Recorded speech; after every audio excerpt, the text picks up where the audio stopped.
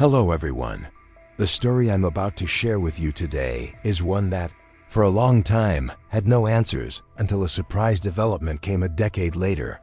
It's about a hair salon owner who met a tragic end, not somewhere far from home, but right inside her own place of business, doing what she did every day.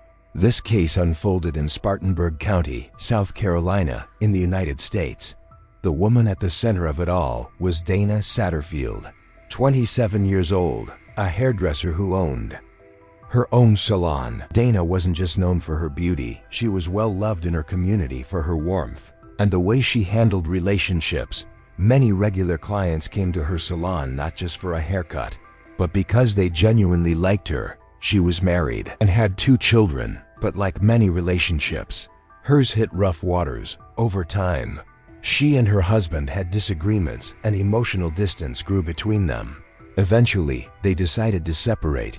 Dana continued working and raising her children until one day, something unthinkable happened. So what exactly happened to Dana that day? Let's go back to Monday, July 31st, 1995. That day started like any other. Dana was at her salon, working late as usual, being both the owner and the only hairstylist. She often stayed well into the evening to finish appointments or tidy up. At around 6:30 p.m., Dana purchased a bottle of cleaning solution from a salesperson named Shirley. After that brief exchange, she went back into the salon to continue working. By 8:11 p.m., Shirley, now finishing her own errands, happened to walk past the salon again. She saw Dana still inside, cleaning up. They waved hello to each other, and Shirley kept walking. Then came 8:30 p.m. Shirley was waiting for a ride home, standing beneath a street lamp outside Dana's shop. That's when she noticed something strange. The lights inside the salon suddenly turned off, followed by odd muffled noises. Moments later, she saw a man jumping out of one of the salon windows. The man stood up, noticed Shirley watching him, and quickly pulled his gray t-shirt over his head to hide his face. Then, he bolted, running toward the side of the building. Shirley, startled and confused, ran in the opposite direction, hoping to find help. She made her way toward a nearby shop to call the police. Let's pause for a moment to visualize this. The man jumped out of the salon window and ran one way. Shirley, acting on instinct, fled the other way. But fate had other plans. A short distance away, their paths crossed again, right in front of another storefront. This time, the two locked eyes for a brief second. Shirley got a clear look at his face. Apparently realizing this, the man panicked, turned around, and ran again, this time disappearing into the darkness. Shirley was shaken, unsure of what to do next. She started waving at passing cars, trying to get someone's attention. But it was close to 9 p.m. Traffic was light, and most drivers probably assumed she was just trying to hitch a ride. No one stopped, with no help from the road. Shirley ran to the nearest business she could find and called the police.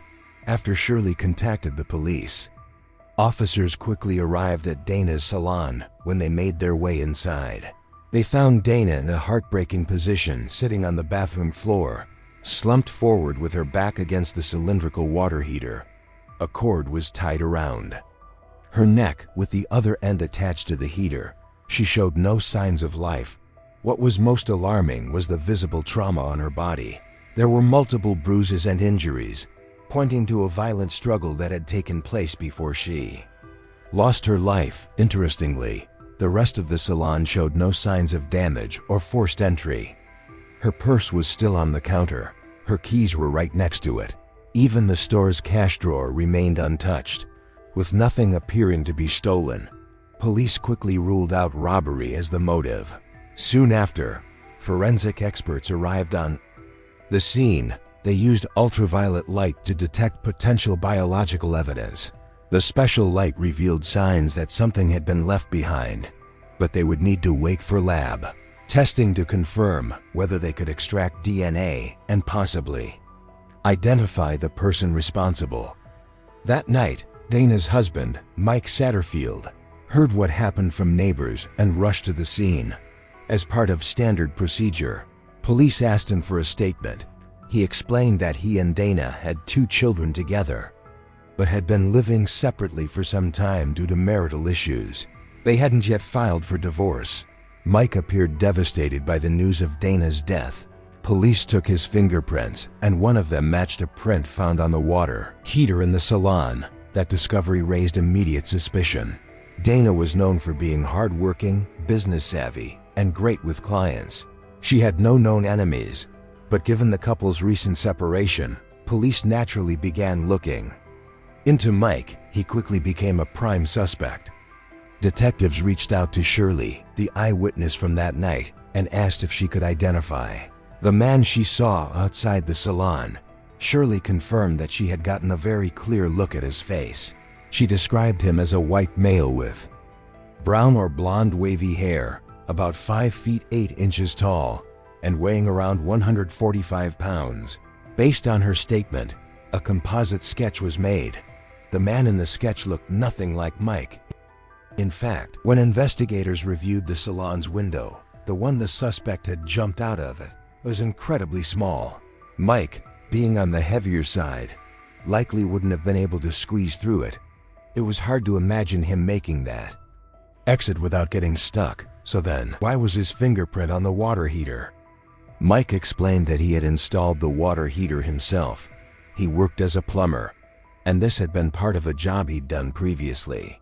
His story was supported by a co-worker who had been present during the installation. Still, some detectives suspected that Mike might have orchestrated the crime, perhaps by paying someone to do it, but they found no proof. There was no connection between Mike and any potential suspects, and no financial transactions that raised red flags. Eventually, Mike was ruled out. Around 8:40 p.m. on the night of the crime, another witness had driven past Dana's salon. He noticed a man standing near a blue Ford SUV with custom wheels. Someone who, he said, looked suspicious and even made a threatening gesture as he passed. Let's take a moment to look back at the timeline of the night everything happened. 8:11 p.m. Dana was seen waving goodbye to Shirley, the sales representative. 8:30 p.m. Shirley witnessed a man jumping out of Dana's salon window. 8:40 p.m. A witness spotted a suspicious man standing next to a blue Ford SUV.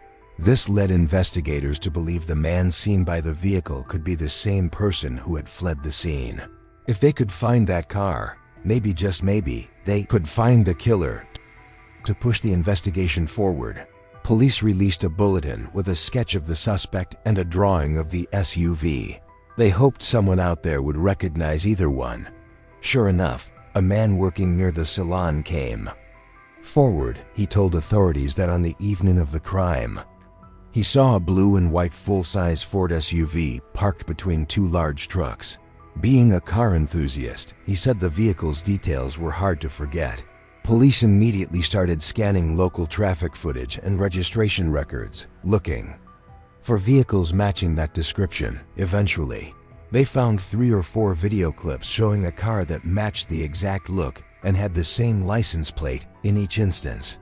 The vehicle was registered to a woman named Mary. When officers approached her, Mary was cooperative at first.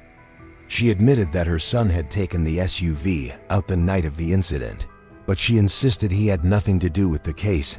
However, because the car matched the one described in the police bulletin so closely, Mary's vehicle kept drawing attention. She was being followed, reported, and watched constantly. Eventually, she became frustrated. She even posted a sign on the back of the SUV that read something like, "This vehicle has been cleared. Please stop reporting it." In addition, Mary filed a formal complaint with local authorities about how the investigation was affecting her family. She told the police she no longer wanted to be involved, left with no further cooperation from Mary. Police brought in the original witness who had seen the suspicious man at 8:40 p.m. They asked him to observe Mary's vehicle from a distance to confirm whether it was the same SUV. His answer: it looked very similar, but he couldn't say for sure. That uncertainty was enough to break the lead, and the trail went cold again. Around that time, lab reports from the crime scene were returned, based on the condition in which Dana was found.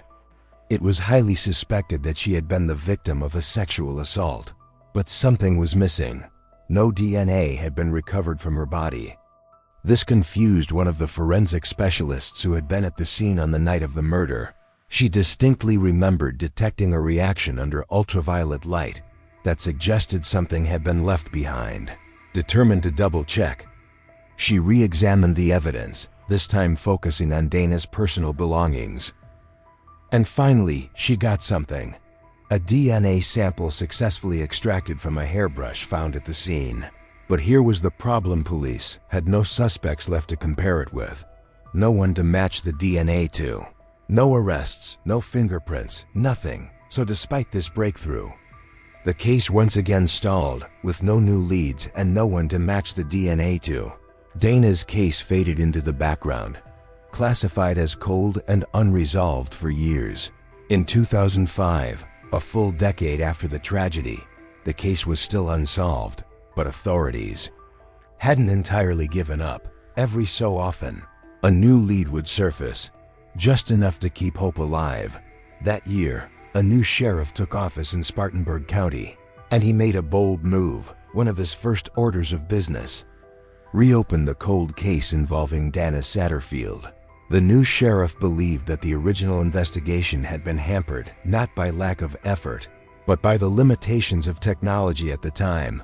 He assigned a seasoned detective named Thomas Smith to take a fresh look. Detective Smith began his work by reaching out to a retired FBI profiler. This wasn't just any expert. This was a former senior-level criminal profiler who specialized in analyzing crime scenes, reconstructing behavior, and drawing out hidden patterns from what others might miss. Profilers are trained to study a crime's method and setting in order to develop a psychological sketch of the person responsible.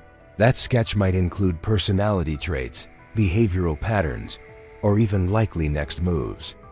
After reviewing all the details of the case, the profiler gave Smith a profile of the killer that looked something like this. A young white male lived near Dana, knew her work schedule and routines, had been to her salon before, had some level of attraction to her, likely had a low level of formal education, probably moved away shortly after the crime. While Smith was reviewing old files and cross-referencing names to see if anyone fit the profile, an unexpected phone call came in from Dana's mother. She said she had just spoken to someone who might be a new witness. That person was Michael Pace, a 27-year-old employee at an auto repair shop. It had been 10 years since the murder, and Dana's daughter, now 18, had recently brought her car to that very shop. While she waited, two mechanics were chatting nearby. One of them pointed her out and said something like, "That's Dana's daughter. She's grown up so much now." One of the mechanics in that conversation was Michael. Seeing her triggered a wave of guilt in him. Something had been weighing on him for a long time. Later, Michael approached Dana's mother and said he thought he might know something related to the case. The very next day, police sat down with Michael. He told them he was willing to talk, but under one condition: his identity had to be protected. He had once been threatened and feared retaliation. That fear had kept him silent for a decade. Police agreed to his request. Michael told detectives that he believed his friend Jonathan could be the killer. As it turns out, Jonathan was the son of Mary, the woman who owned the blue and white SUV that had once been of interest early in the investigation. Back when Mary refused to cooperate, Jonathan had only been 17 years old. As a minor, his mother had not allowed police to question him. And since the vehicle was ruled out by eyewitnesses at the time, detectives never followed up with Mary's household. Michael explained that he and Jonathan had been close friends back then. They would often drive around together. That year, Michael worked at a billiards hall. On the evening of the murder, while Michael was on his way home from work, he ran into Jonathan. They chatted for a while. During the conversation, Jonathan brought up Dana, noting that she had 2 kids and was going through a separation with her husband. Then he added, "She's a little old, but I like her, Michael." thought he was joking and laughed, but Jonathan got noticeably irritated. The tone changed. Later that evening, after dropping Michael off, Jonathan mentioned that he was going to get a haircut. It was already late, most salons were closed. Michael even told him to wait until the next day, but Jonathan insisted he was going to Dana's salon. A few days later, Michael was at the local pool hall again. That's where he ran into Jonathan once more. Jonathan said something strange. "I'm joining the army soon. Might not be back for a while. Whatever I told you the other day, don't repeat it. If you do, I'll make sure you disappear." Michael was stunned. He didn't know what Jonathan was referring to. Jonathan simply added, "If you don't know now, you will." That was the last time the two ever spoke. Based on Michael's description, detectives saw a strong match between Jonathan and the FBI profiler's original analysis. White male, familiar with Donna's routine, likely had a crush on her, visited her salon, and left town not long after the murder. Police pulled out the composite sketch drawn years earlier based on Shirley's eyewitness account, and when they compared it to Jonathan's old photo, the resemblance was striking. Jonathan became the primary suspect. But by the time police tried to locate him, Jonathan had vanished. Investigators tracked down a former girlfriend of his. She told them Jonathan had been abusive, once pushing her into a bathtub and physically assaulting her.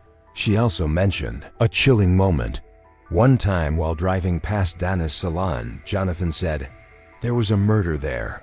Police think I did it, but they don't have proof. If you ever try to leave me, you'll disappear too." As they dug deeper, detectives uncovered more. Jonathan had once been engaged to a woman named Heather, who had gone missing on September 24, 2002. That afternoon, he had picked her up from her aunt's house, and the two were seen at a local bar. Heather was never seen again. Jonathan was the prime suspect, but without evidence, no charges were filed. 2 months after Michael's confession, Detective Smith finally made contact with Jonathan. Smith told him he was reopening the cold case and wanted to ask a few questions. They agreed to meet that Saturday. Jonathan never showed up. With everything they had: the sketch, the behavior, the confession, and the timeline. Detective Smith believed they had enough to go after Jonathan. He requested a court order to collect a DNA sample. 2 weeks later, police obtained Jonathan's DNA. It was a perfect match to the sample recovered from the hairbrush at the scene 10 years earlier. In October 2005, Jonathan was arrested and charged with the murder of Dana Satterfield. When questioned, he simply said, "I don't know any Dana. I had nothing to do with this." The trial began in November 2006. Jonathan pleaded not guilty, but the DNA match was undeniable. The evidence was clear. He was convicted and sentenced to life in prison. During the trial, Jonathan cried and said, "Her killer is still free, and I'm going to prison for her. She didn't get justice today." As for his missing fiancée Heather, there was another disturbing twist. In 2006, police discovered blood and strands of blonde hair inside an abandoned vehicle.